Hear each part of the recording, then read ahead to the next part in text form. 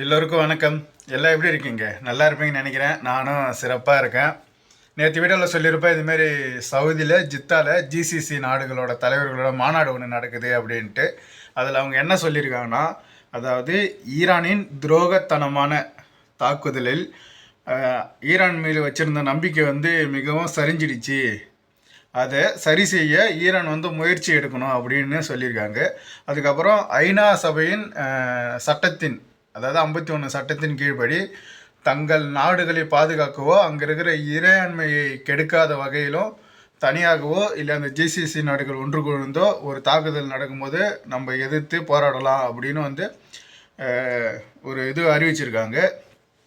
அதுக்கப்புறம் ஹவாலி பகுதியில் ஒரு வீட்டில் உரிமை இல்லாத ஒரு உணவகம் ஒன்று செயல்பட்டு வந்திருக்கு. அது போய் இந்த சுகாதாரத்துறை அமைச்சகம் அதை ஆய்வு செஞ்சு சரியான எதுவும் இல்லை அப்படின்ட்டு சாரி ஃப்ரெண்ட்ஸ், பேசும்போது இருமல் வருது.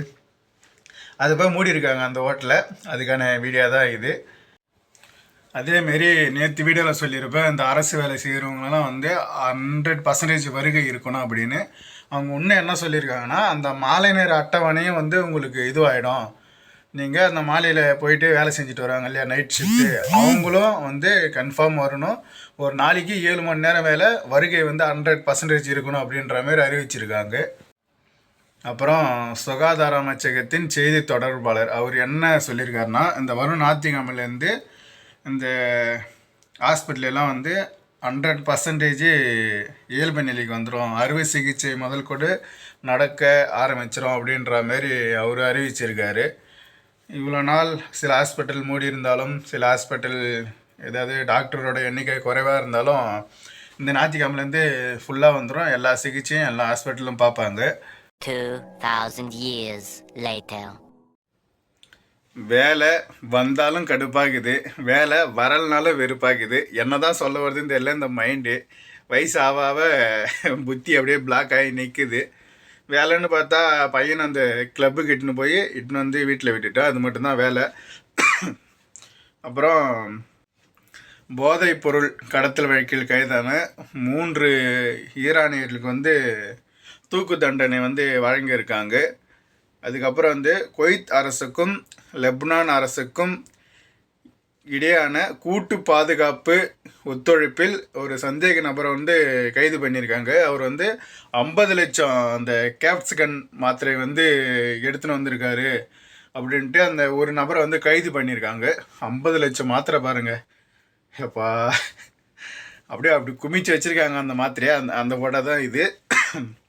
அப்புறம் மக்புல்லா அந்த பகுதியில் ஒரு தீ விபத்து ஒன்று ஏற்பட்டிருக்கு. யாருக்கும் எந்த காயமும் வரல. தீயை கட்டுக்குள்ளே கொண்டு வந்துட்டாங்க. எந்த ஒரு நபருக்கும் காயம் ஏற்படலை அப்படின்ட்டு குவைத் ஃபயர் ஃபோர்ஸை அறிவிச்சிருக்காங்க.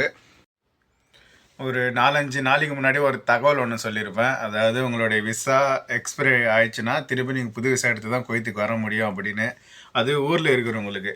ஆனால் இப்போ இந்த குவைத்துக்குள்ளே அந்த விசாவில் உள்ள இங்கேயே சிக்கின்னு இருக்காங்க இல்லையா, இந்த பதட்டமான சூழ்நிலையில் ஊருக்கு போக முடியாமல், ஃப்ளைட்டு கிடைக்காம, இந்த குவைத்துள்ள இருந்து விசிட் விசாவில் இருக்கிறவங்க அவங்களோட டேட்டு முடிஞ்சா இல்லை டேட்டு முடிய போகுதுன்னு கவலைப்படுறவங்க எல்லாரும் கவலைப்பட வேணாம். மேலும் ஒரு மாதத்துக்கு தானியங்கி மூலம் உங்களுடைய விசா நீடிக்க போகிறாங்க, எந்த ஒரு கட்டணமும் வசூலிக்காமல்.